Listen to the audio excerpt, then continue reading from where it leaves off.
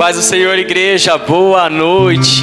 Que privilégio poder estar mais um dia aqui com vocês, ministrando a palavra do Senhor. Deixa eu me preparar aqui que eu fiz um esbocinho aqui, mas não dava para ver no celular porque teve que ser de última hora. Eu tinha preparado uma palavra já, mas Deus em sua misericórdia, Ele me trouxe uma palavra hoje que falou tremendamente comigo, uma única palavra abalou minhas estruturas hoje e eu quero compartilhar com vocês. Amém? Amém. Minha esposa está trazendo a Bíblia ali, que eu esqueci no carro. Glórias a Deus. Meus irmãos, estava tarde. Deus falou bem assim para mim, assim, ó, soberano. E eu tinha preparado toda uma ministração para ministrar no dia de hoje. O pastor falou e eu orei, preparei. E quando ele falou soberano comigo, ele trouxe algo muito grande dentro de mim. E eu vou tentar compartilhar com vocês. A gente vai navegar bastante na palavra. Vou tentar expressar aquilo que o Senhor trouxe no meu coração. Tá bom? E eu queria começar com uma oração, amém? Pai, em nome de Jesus, Senhor. O Senhor falou comigo hoje, Pai, profundamente, Senhor. Pai, eu confesso não estar preparado, Senhor, do jeito que a gente que é ser humano se prepara. Mas eu peço a Ti, Espírito Santo, me ajuda a expressar todo o amor e tudo que o Senhor me trouxe com a Sua palavra no dia de hoje, em nome de Jesus. Amém? Eu quero falar sobre dois assuntos: soberania, e Deus trabalhou comigo também sobre remanescentes. A tradução, que significado de remanescente significa aquele que remanesce, ou sobeja, ou aquele que resta. Ou seja, em meio a tudo aquilo que já acabou, o remanescente é aquele que resta, aquele que ainda permaneceu. E eu quero pedir que os irmãos abram a palavra de Deus em Isaías capítulo 1, verso 9.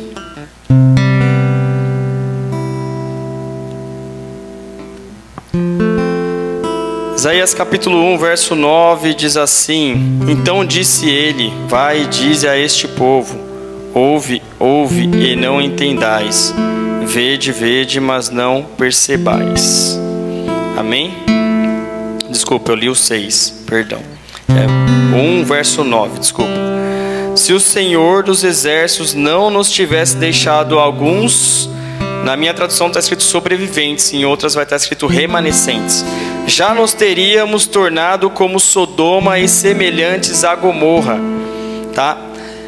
Isaías traz essa palavra, né? Sodoma e Gomorra, para quem não sabe, foi lá no tempo de Abraão, no pai da fé.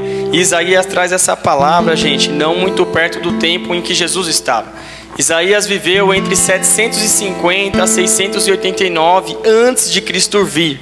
Então olha para você ver o que ele falou aqui, ó. Se o Senhor não tivesse deixado alguns remanescentes, teríamos tornado como Sodoma e semelhantes a Gomorra. É muito forte, né, irmãos? Depois a gente vai voltar para essa passagem, mas eu quero correr com vocês agora no texto que vai ser ministrado. A base da nossa ministração hoje vai ser em 2 Crônicas, capítulo 32, do verso 1 em diante. Pia, eu vou pedir para que você vá acompanhando comigo, tá? Passando aí na tela aí também, para o pessoal ir vendo. Mas eu vou ler aqui na minha versão. Diz assim, ó: Depois dessas coisas e desta fidelidade, veio Senaqueribe, rei da Síria, entrou em Judá, acompanhou-se contra as cidades fortificadas e intentou apoderar-se delas. Vendo, pois, Ezequias que Senaqueribe vinha e que estava resolvido a pelejar contra Jerusalém, resolveu, de acordo com os seus príncipes e os seus homens valentes, tapar as fontes das águas que havia fora da cidade, e eles os ajudaram. Assim muito povo se ajuntou e taparam todas as fontes, como também o ribeiro que corria pelo meio da terra, pois diziam: porque viriam os reis da Síria e achariam tantas águas. Ele cobrou ânimo, restaurou todo o muro quebrado e sobre ele ergueu torres. Levantou também o outro muro por fora, fortificou a Milo na cidade de Davi e fez armas e escudos em abundância. Pôs oficiais de guerra sobre o povo, reuniu-os na praça da porta da cidade e lhes falou ao coração, dizendo: sede fortes e corajosos, não temais, nem vos assusteis por causa do rei da Síria, nem por causa de toda a multidão que está com ele, porque um há conosco maior do que o que está com ele. Com ele está o braço de carne, mas conosco o Senhor, nosso Deus, para nos ajudar e para guerrear nossas guerras. O povo cobrou ânimo com as palavras de Ezequias, rei de Judá. Amém? Eu quero montar um contexto para vocês entenderem o que está acontecendo agora, tá bom? A era dos reis, o primeiro rei ungido por Deus em Israel começou em 1020 a.C. Foi o rei Saul. Depois de Saul veio Davi, depois veio o rei Salomão, e aí chegou o filho de Salomão, que era Roboão, que estava em 931 a 915 a.C. Esse rei Roboão, ele era muito jovem quando o pai dele morreu e ele assumiu. E quando ele assume, Salomão morre. A primeira coisa que acontece, até aqui agora, eu preciso falar para vocês que Israel era um povo só, um único país. E aí o povo vem do norte para o sul, porque Davi tinha fundado como se fosse uma capital, Jerusalém. E o povo do norte desceu para o sul, porque era no sul, né, a capital ali em Judá, Jerusalém. E eles falam assim para o filho dele: Roboão, o seu pai nos imputou tamanho imposto que a gente está trabalhando arduamente e não estamos conseguindo viver. Por favor, diminua. Primeiro pedido do povo para Roboão. Roboão, ele, na minha visão, ele erra porque no começo o primeiro rei é instruído por Samuel. Como buscar uma direção para tomar uma resposta? E Saul sabia, porque a Bíblia vai falar que quando ele vai consultar a mulher mística, a reveladora que invocava os espíritos, ele vai lá porque ele tentou em sonho, ele tentou em Urim e ele tentou com os profetas, e Deus não falava com eles. Ou seja, o rei tinha 3 lugares para consultar. Roboão não vai em nenhum deles. Ele vai primeiro nos mais velhos, nas pessoas que ajudavam o pai dele na época, os conselheiros, e pergunta: o que eu faço? E aí esses conselheiros falam assim: atende o povo, porque eles fizeram uma promessa, eles falaram que se você ajudar, eles vão te servir. Não contente, ele ficou meio confuso, porque ele iria contra o que o pai dele já tinha estabelecido. E aí ele vai pedir um segundo conselho, e vai falar que ele vai nos amigos de infância. E os amigos de infância dele falam assim: não, cara, não faz isso não. Faz o seguinte, faz a mesma coisa que o seu pai já fazia, porque ele era sábio. E aí Roboão, né, a Bíblia vai nos falar, 2 Crônicas 10:14, e falou-lhes conforme o conselho dos jovens, dizendo: meu pai agravou o vosso jugo, porém eu aumentarei mais. Meu pai vos castigou com açoites, porém eu vos castigarei com escorpiões. Olha a primeira decisão desse rei, jovem. Ele quis fazer ainda mais, aumentar o trabalho para ganhar mais imposto, querendo ser maior que o pai. E com essa falatória dele gerou uma coisa: o povo do norte se uniu, ou seja, o povo de Deus se uniu para lutar contra o próprio povo de Deus. Então o povo do norte se uniu, se armou, pronto para a guerra. Roboão tinha o maior exército, porque Judá, né? A Bíblia já fala, o leãozinho. era aquele que ia à frente das batalhas. Então ele arma todo mundo e fala assim: filho, com o meu exército vocês não podem. E ele começa a marchar. Mas nesse tempo desse rei Roboão, houve um profeta, um remanescente que ainda ouvia a voz de Deus. E esse remanescente, deixa eu ver se eu anotei o nome dele aqui, Samaías. Ele só aparece uma vez na palavra. Ele aparece e vai até Roboão e fala: Roboão, Deus manda eu te dizer, não pelejais contra os seus irmãos. E aí Roboão ouve. Por ele ouvir Deus e não pelejar, o povo que ia vir contra ele não veio, e Deus faz ele prosperar.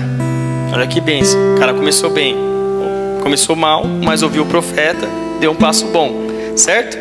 Só que a Bíblia vai falar que Roboão e outras 3 pessoas foram os piores reis que habitaram em Israel. Roboão então começa a adorar ídolos, esquece das coisas de Deus, dos mandamentos de Deus. E nessa adoração a ídolos, Deus faz subir do Egito o rei do Egito, que começa a perseguir, castigar a terra e dominar tudo. Mais para frente a gente vai ver um segundo rei, só que agora, por causa de Roboão, Judá e Israel dividiu, não é mais um país. São 2 nações, ou seja, 2 reis, um rei no norte e um rei no sul. E agora o rei que está no norte é Acabe. E Acabe, como todos sabem, casa com Jezabel, e ele traz inúmeras adorações para Israel. Agora o povo não mais adoram a Deus. A Bíblia fala que no começo do reinado de Acabe, ele tem um reinado muito próspero, então ele consegue construir templos e altares, e começa a fazer tudo aquilo que não era favorável ao Senhor. Mas também, no reinado de Acabe, houve um remanescente chamado Elias. E Elias, guiado pelo Senhor, chega até Acabe, e ele fala assim: não vai chover mais na terra por 3 anos. Até que eu fale, né? Durou 3 anos. E Acabe não dá o braço a torcer, e passa os 3 anos, a terra está em grande devastação, acabou tudo, aquela soberba que ele tinha, aquele muito gado, muita comida, estão em escassez total. E aí ele começa a perseguir Elias. Elias se apresenta para ele e fala o seguinte: vai lá, tem um desafio para você. Porque o que Elias queria provar era que Deus era soberano sobre todos. E aí ele pega e desafia, faz um desafio e fala assim: pega os 400 profetas de Baal, né? Que todo mundo, né, só lembra aqui dos 400 profetas de Baal, 450, né? Mas na verdade ele desafia mais 400, são 850. Ele desafia 450 profetas de Baal e 400 profetas de Saís, que era um outro deus adorado na época. E aí vem esses 850 profetas, eles começam ali a clamar pelo fogo, tentar ali invocar os deuses dele. E a gente sabe que isso não acontece. Com isso Elias vai, prova que Deus é Deus, soberano sobre a nação se arrepende e Deus vem com bênção de novo. Assim como a Lumara falou aqui, né? Já nem sabia da minha palavra, mas ministrou um pouco. Às vezes, gente, a gente pensa que é o diabo, e não é o diabo não, é Deus corrigindo a gente para colocar a gente no caminho que Ele quer.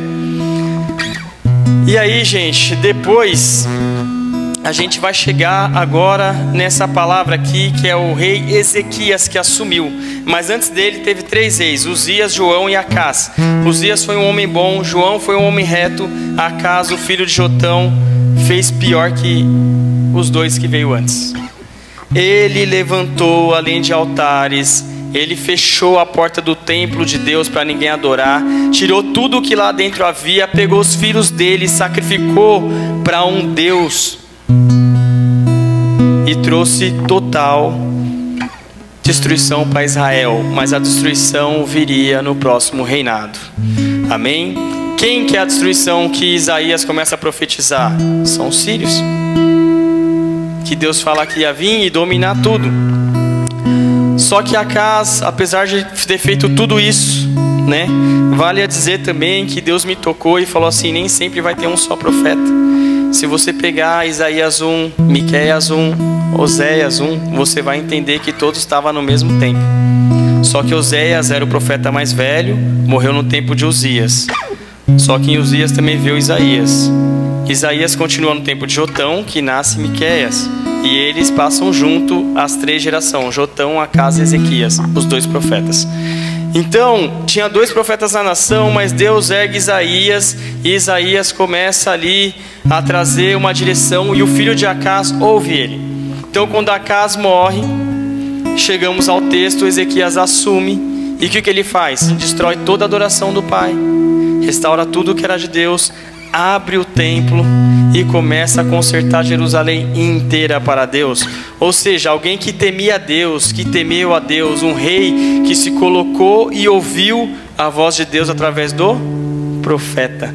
Só que agora ele se encontra de uma forma que ele nunca houve no tempo dele antes. Chegou uma nação a qual ele sabe que destruiu todas as outras nações.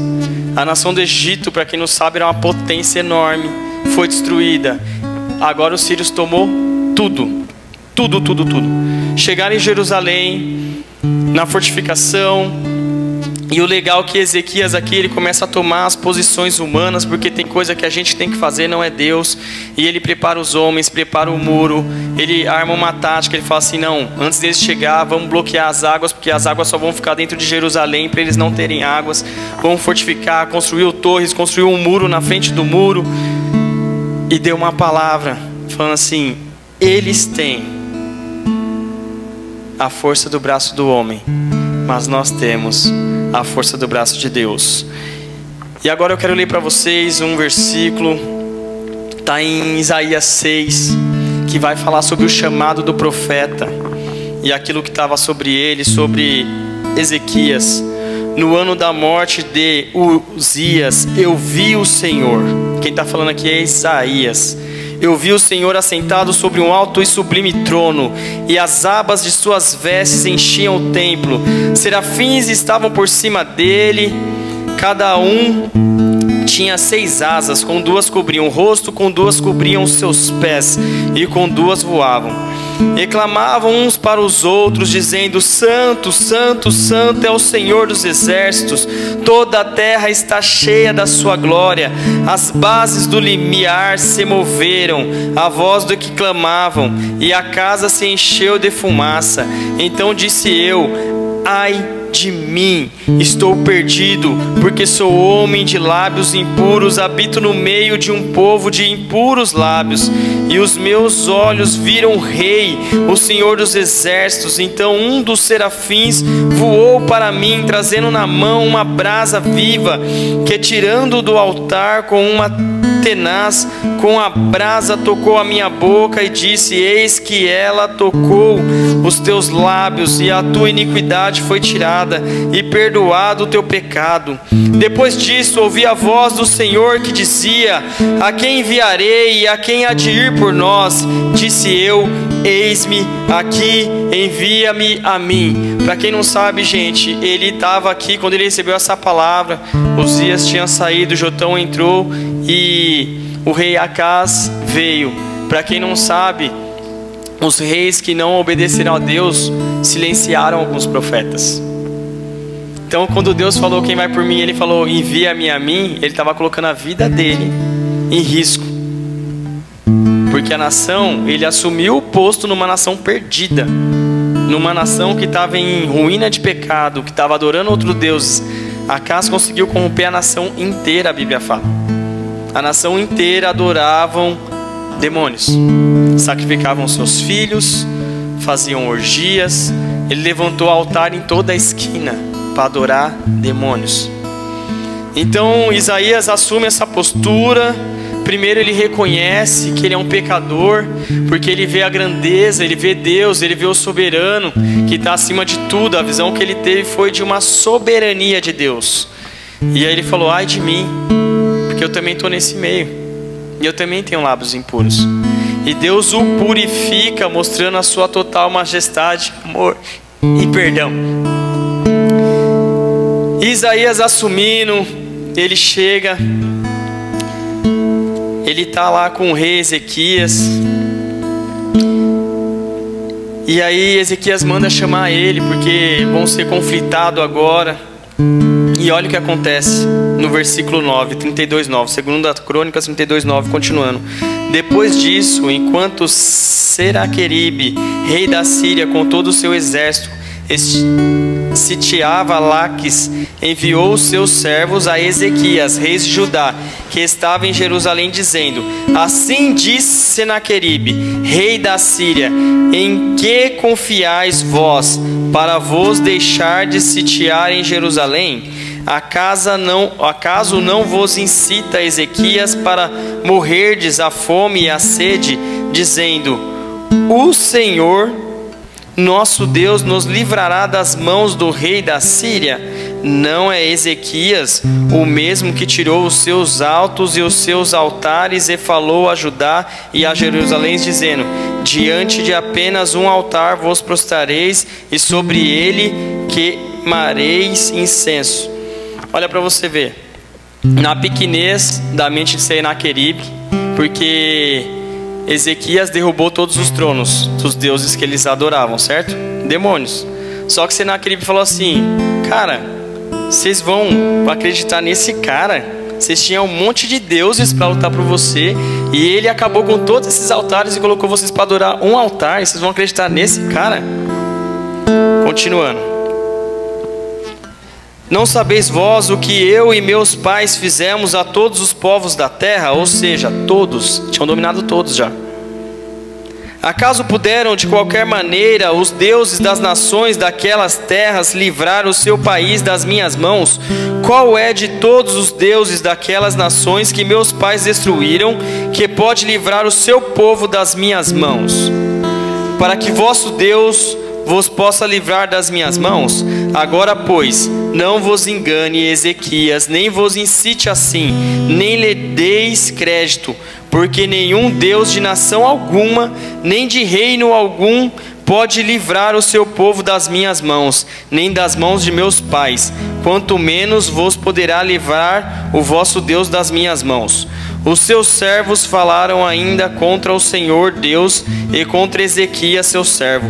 Senaqueribe escreveu também cartas para blasfemar contra o Senhor, Deus de Israel, e para falar contra ele, dizendo: assim como os deuses das nações de outras terras não livraram o seu povo das minhas mãos, assim também o Deus de Ezequias não livrará o seu povo das minhas mãos. Clamaram os servos em alta voz em judaico contra o povo de Jerusalém, que estava sobre o muro, para os atemorizar e os perturbar para tomarem a cidade.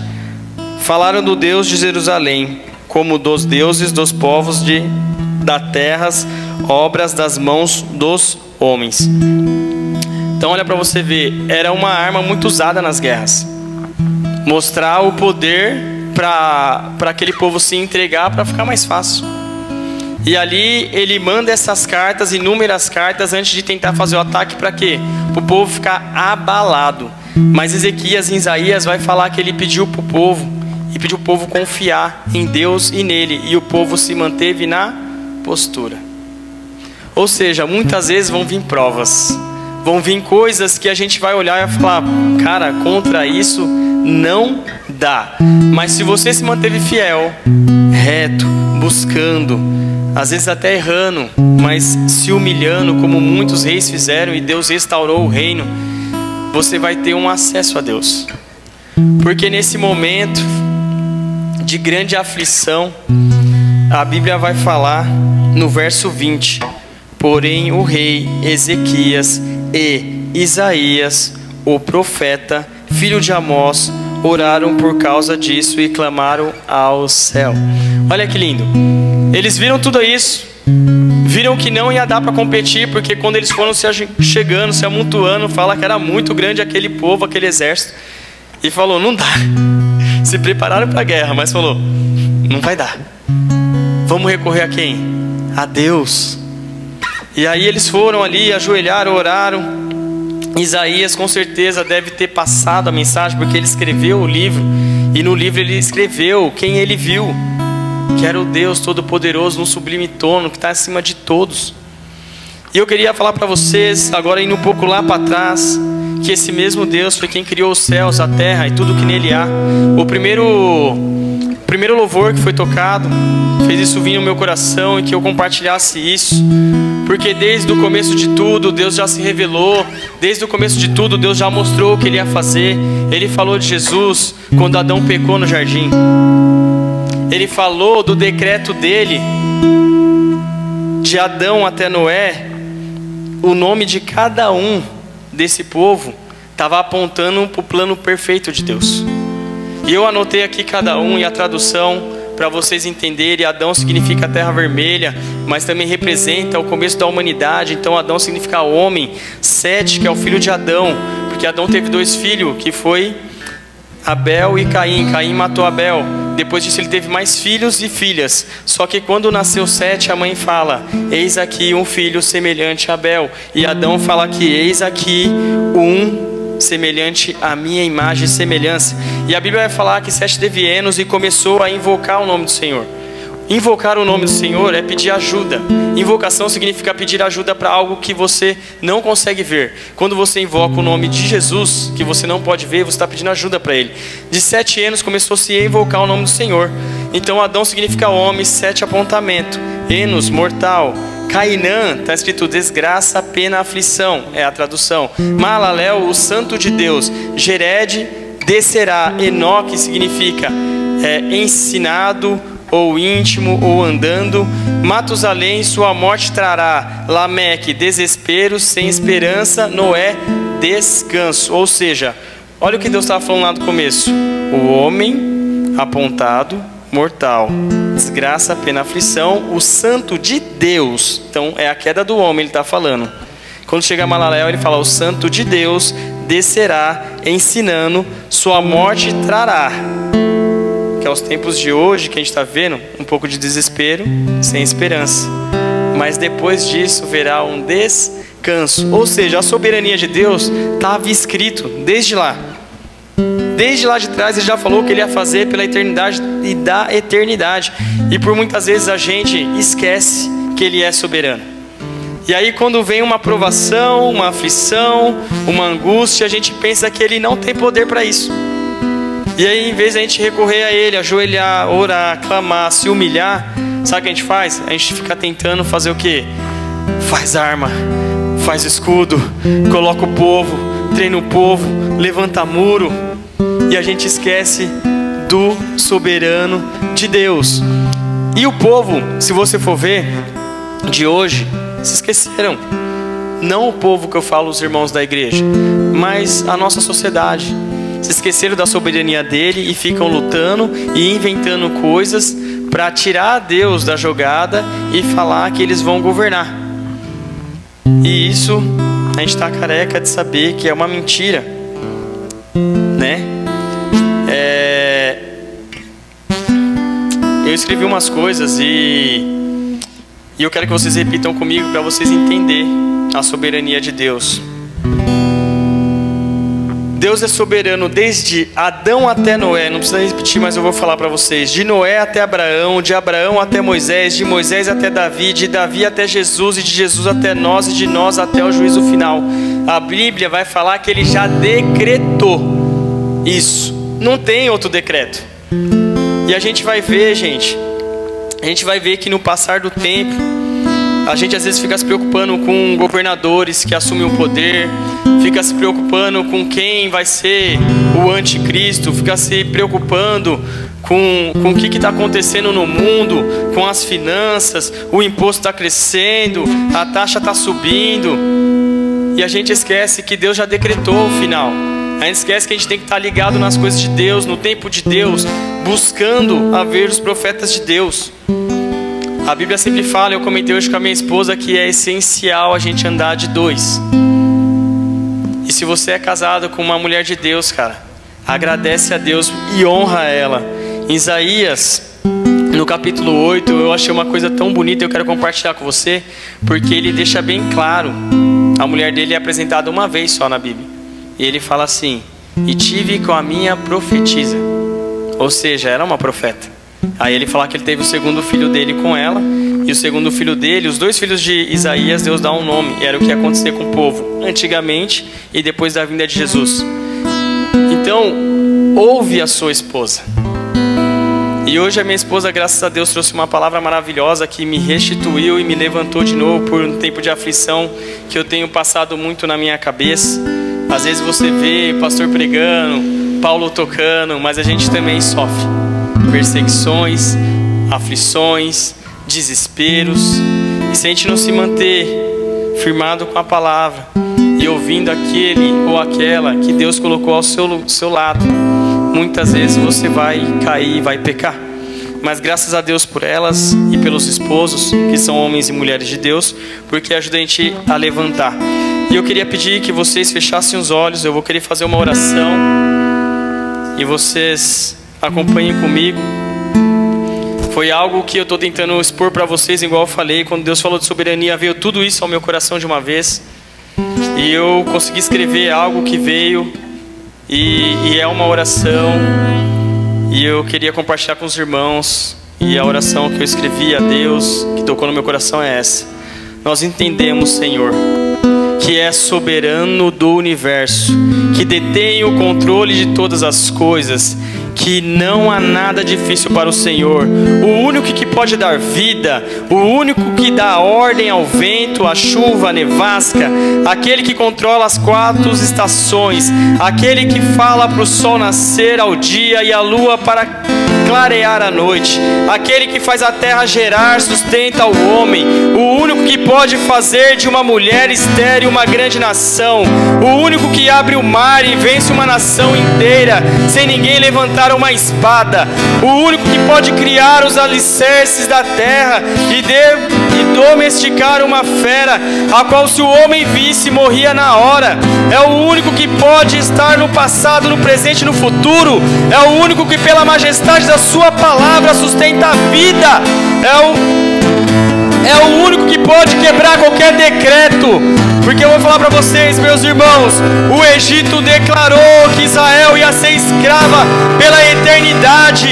A Síria declarou que ia dominar Judá. A Babilônia declarou que ia ser o rei dos reis. Roma declarou que ia dominar todas as cidades. Satanás declarou que ia ganhar do Filho do Homem, mas ele não sabia que o decreto de Deus já estava alicerçado. E o decreto é esse. João e Daniel viu e teve a visão do final dos tempos e falou que acima de todo nome, que está sentado acima de todo trono, existe um rei chamado Jesus. E o decreto dele foi que toda nação, todo joelho se dobrará e vai reconhecer que o Senhor Jesus é o único Deus soberano sobre todo e todas as coisas. Satanás vai dobrar os joelhos também. Tudo que tem na terra vai ter que se curvar à grandeza e à soberania de Deus, porque todo mundo vai ver o Filho do Homem vindo, o Filho do Homem descendo, e com a majestade dele, seus anjos eles guerrearão e vencerão, e de uma vez por todas todo o mal será aniquilado. E ele deixou um decreto que todo aquele que se arrepender, todo aquele que levantar a sua mão e confessar que ele é o Senhor da sua vida, irá ter paz no final de todas as coisas. Porém ele também falou: sejais fortes, firmes, resistis até o final, e eu lhe darei a coroa da vida. Há um decreto sobre a vida de todo crente, e esse decreto é: você serve o soberano, o autor da vida, aquele que com a sua majestade consegue fazer a vida. Ninguém pode ter vida fora de Deus. Ninguém pode ter vida fora do Filho do Homem. Ninguém pode ter vida sem Jesus. Pode levantar o governador que quiser, um breve momento pode estar, mas isso vai passar. E quando o nosso Deus voltar, ele vai vir com esse decreto, e o reino dele e o trono dele governará daí para frente. Então que nós venhamos entender, meu irmão, que a soberania de Deus está acima de tudo. Que nós venhamos entender que assim como Isaías olhou, assim como foi adorado aqui no terceiro louvor, Depois que você viu Ele em outro lugar, você não quer mais estar. E assim, eu queria falar para vocês, meus irmãos, quando Deus trouxe, eu não consegui trazer e manifestar tudo aquilo que às vezes em uma palavra Deus fala com você como se fosse um ano, eu não sei explicar isso. Nessa palavra Ele me destruiu e eu comecei a ver que eu tratava Ele como pequeno. No caso, até que o Senhor resolve, mas aqui eu estou desesperado. O que eu faço? Começo a montar plano, planilha, vou fazer assim, vou fazer assado. E a gente esquece que Ele é soberano. E o lugar que eu tinha que estar era de joelhos, clamando e pedindo: Senhor, me socorre, Senhor, me ajuda, Senhor, me dá forças, Senhor, muda, me dá um coração novo, me faça crer mais em Ti. E eu espero, irmãos, ter compartilhado essa soberania que está de tempos em tempos falando através de toda a Bíblia e até o final falando que Ele tem o controle de todas as coisas em Cristo Jesus. Amém? Glória a Deus.